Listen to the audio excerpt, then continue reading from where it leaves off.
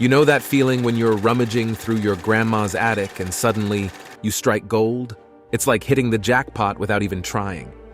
Believe it or not, those hidden treasure stories you hear about actually happen.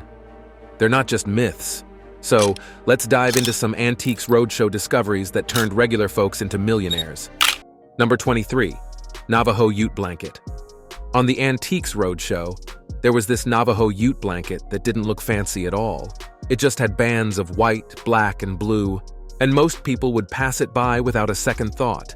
However, you should never judge a book by its cover, because this blanket has a huge backstory.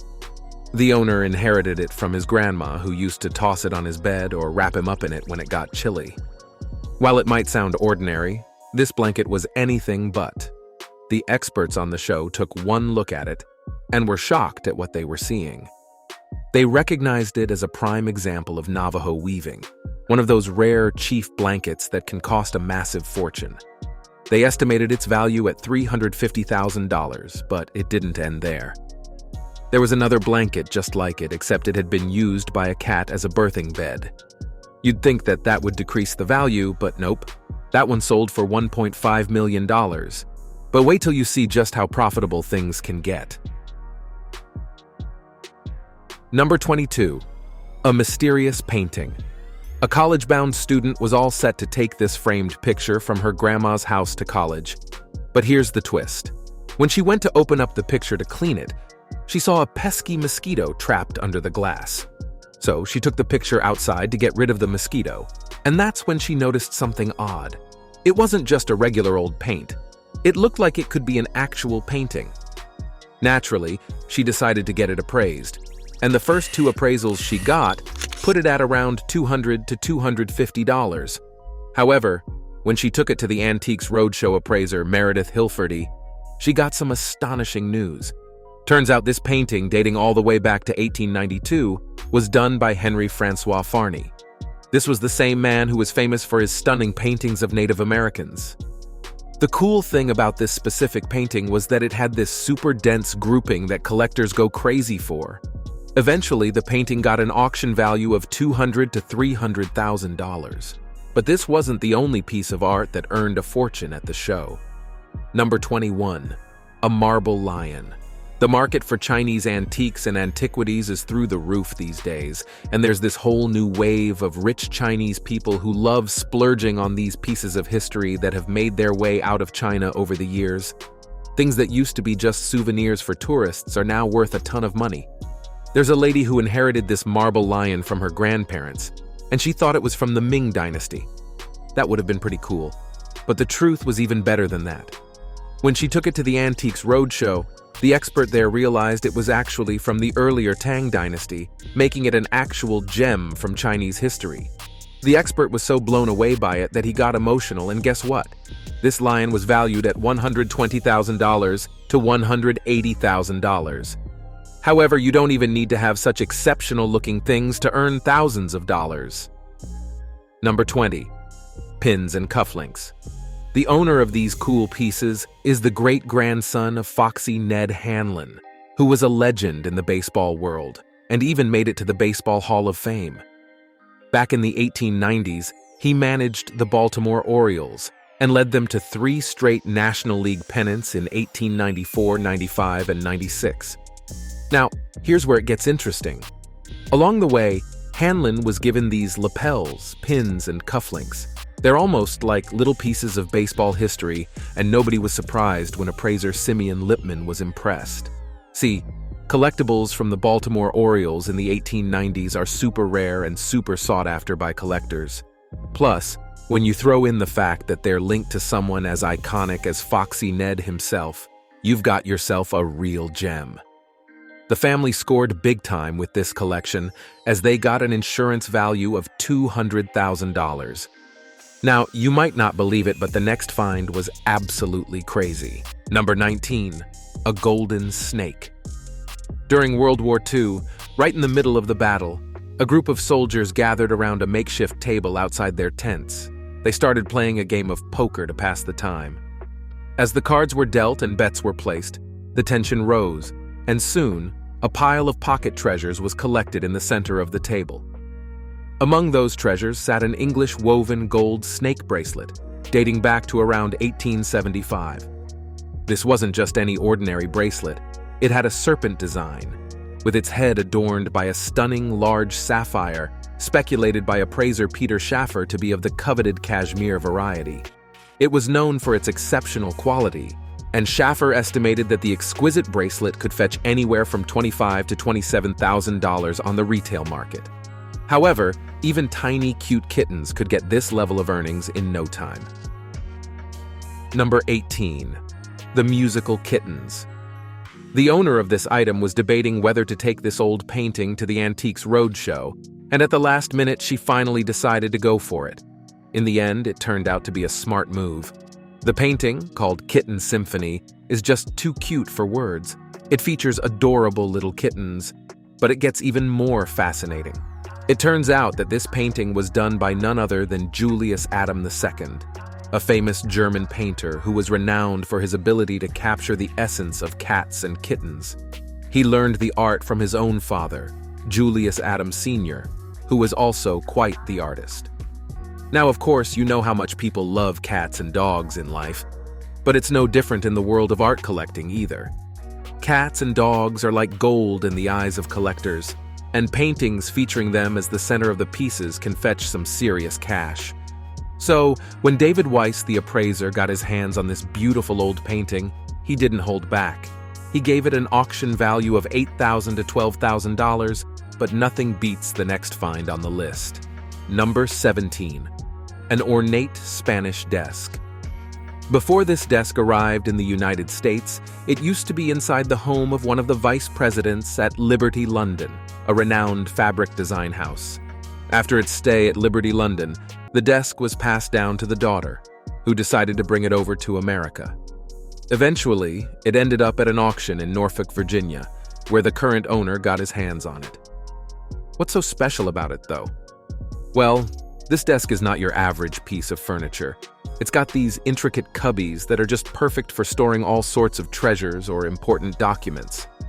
According to appraiser Karen Keene, this desk is no ordinary find.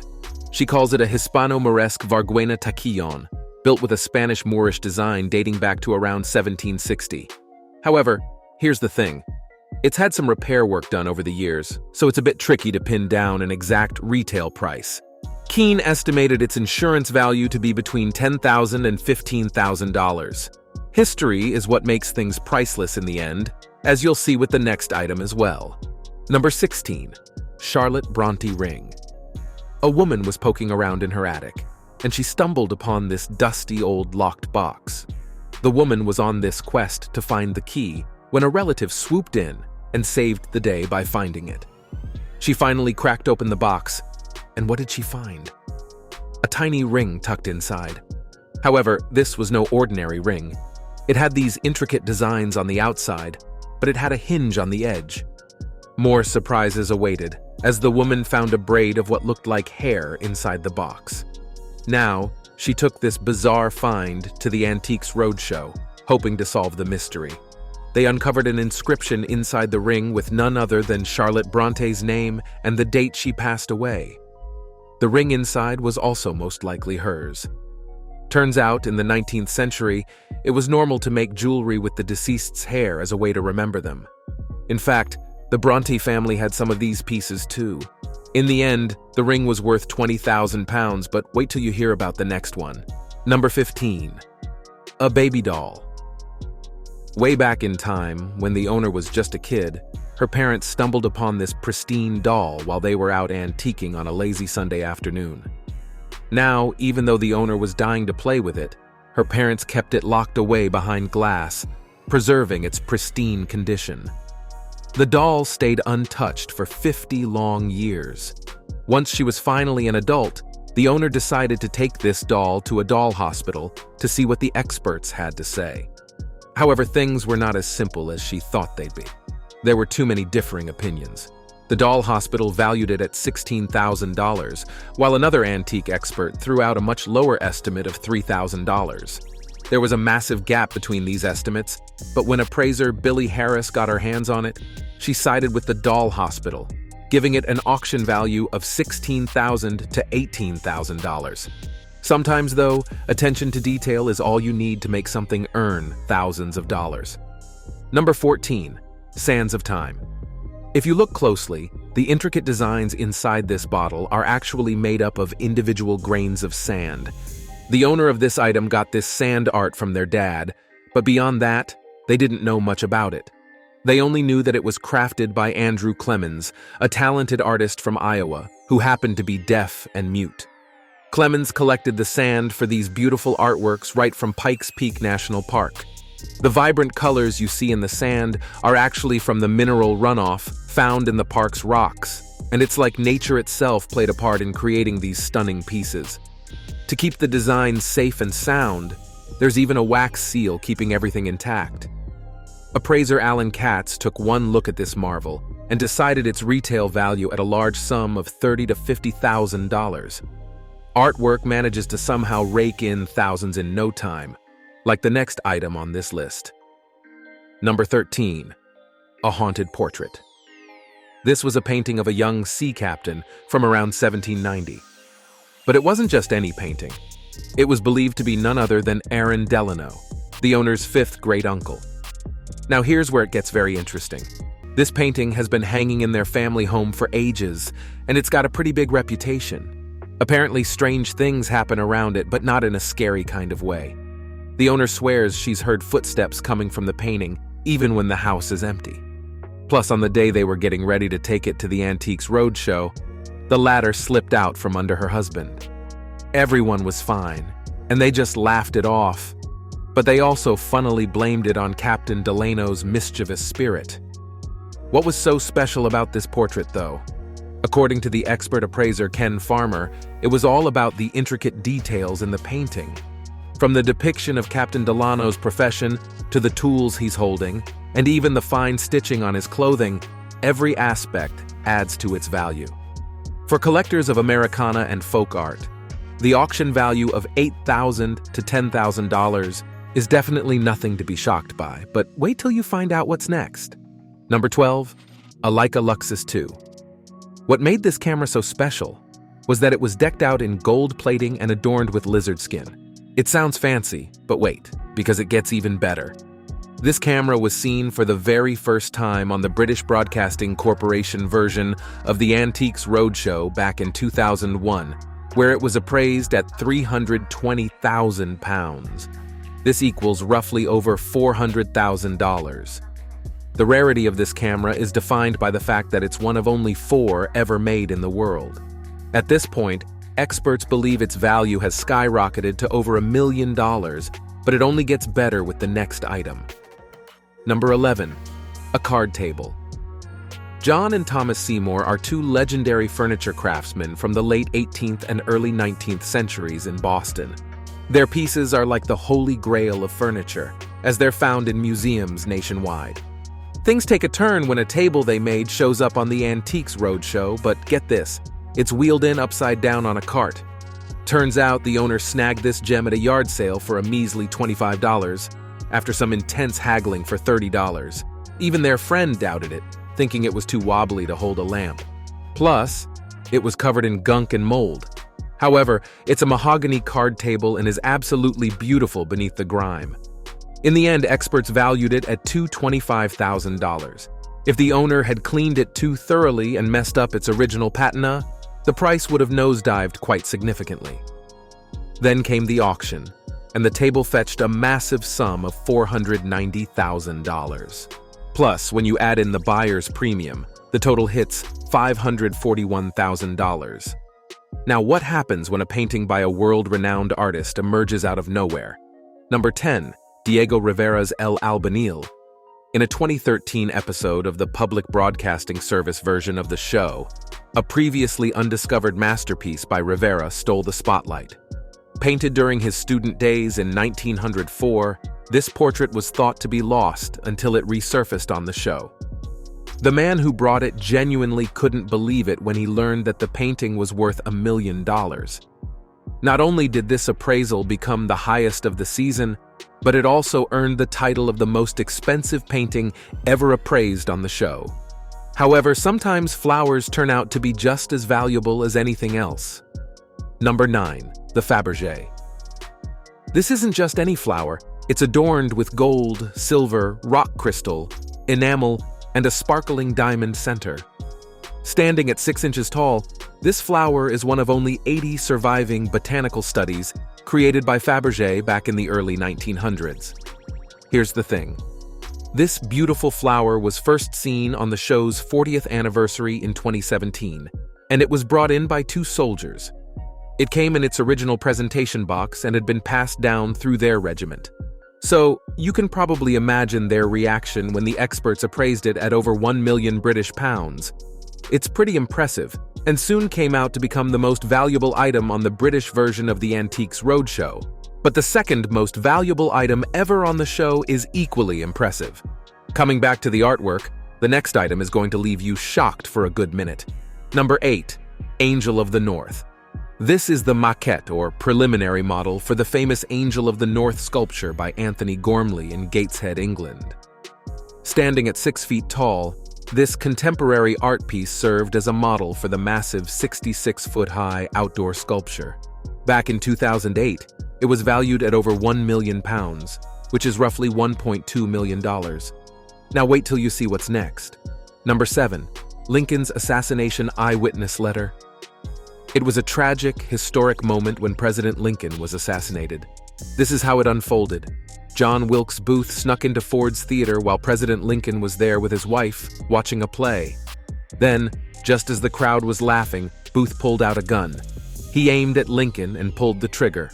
Chaos erupted, and Booth jumped onto the stage, waving a dagger and shouting, "Sic semper tyrannis," which meant thus ever for tyrants.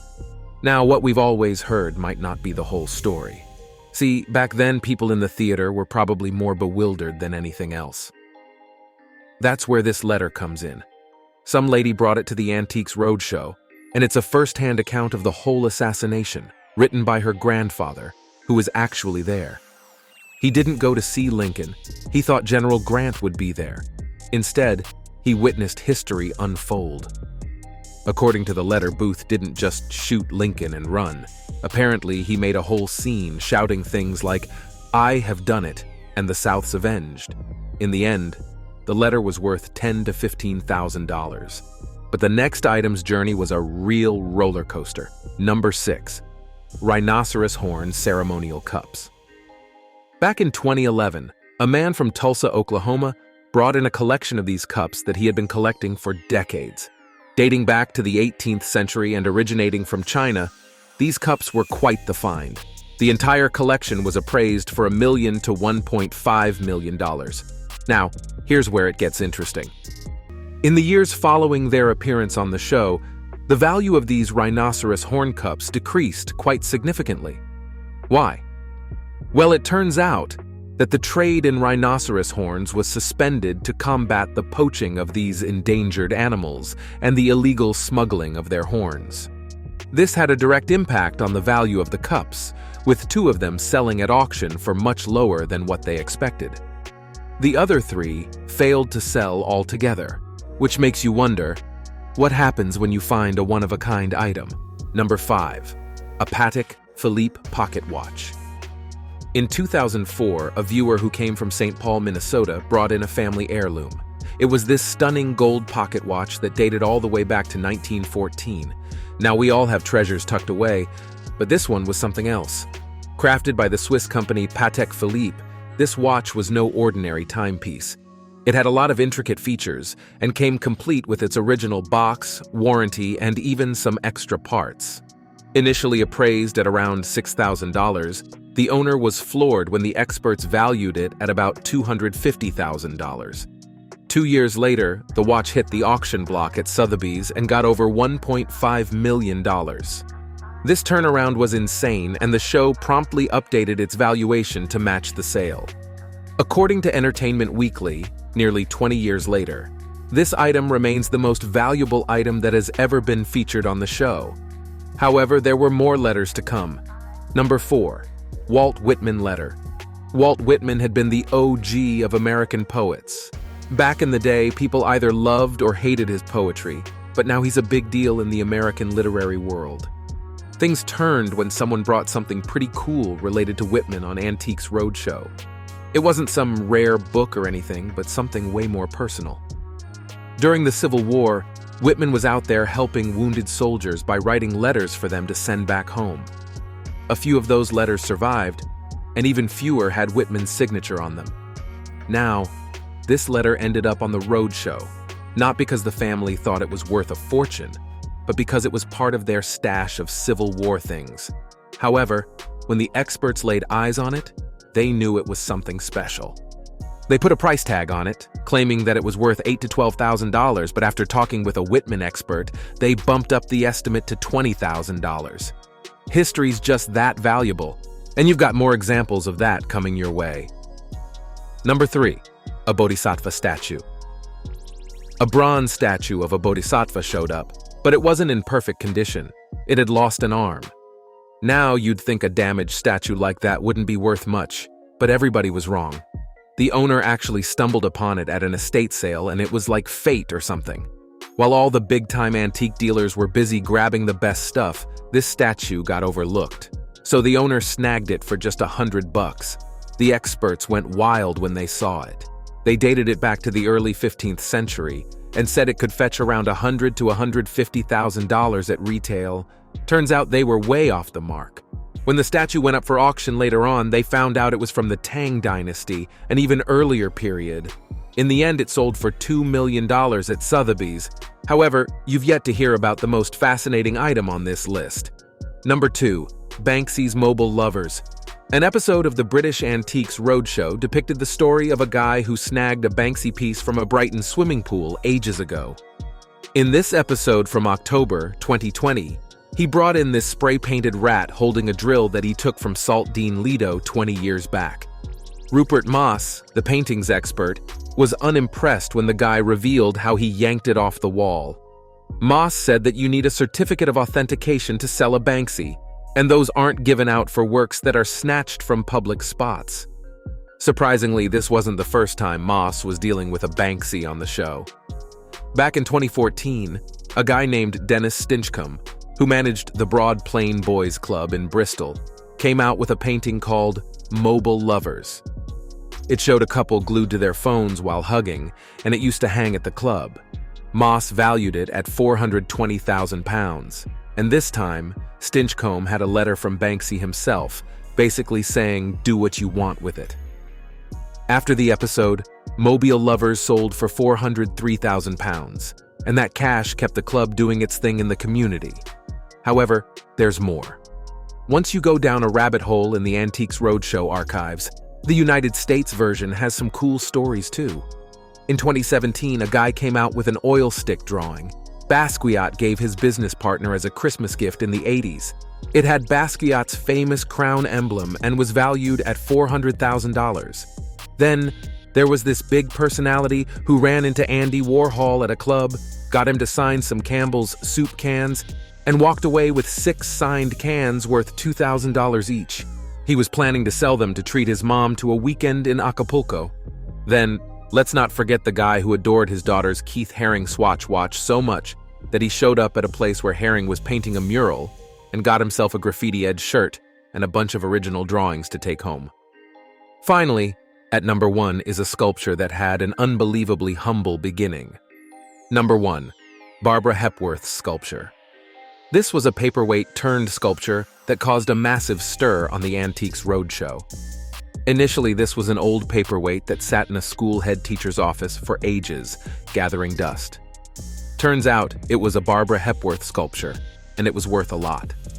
The staff were shocked when they found out this small bronze sculpture was created by a famous artist whose work can even be found on the United Nations building in New York.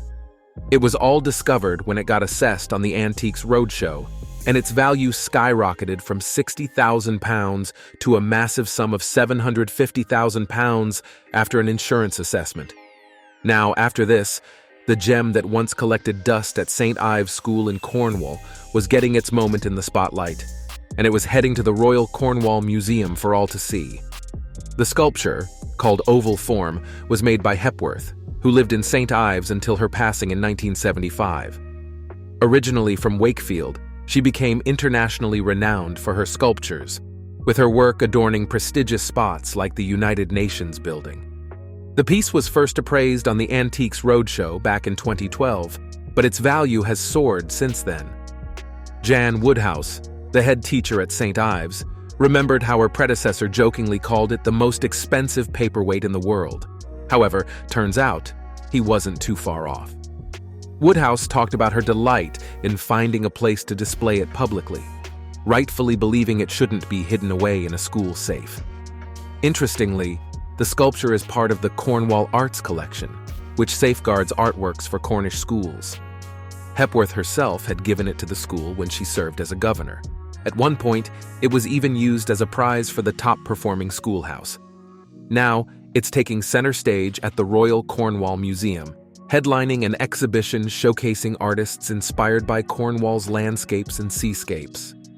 Ian Wall, the museum director, feels honored to showcase pieces from their collection alongside loans from Cornwall Council's Schools Art Collection. They hope the art speaks to people in different ways, whether they're intimately familiar with Cornwall or not. Thanks for watching, and we'll see you in the next one.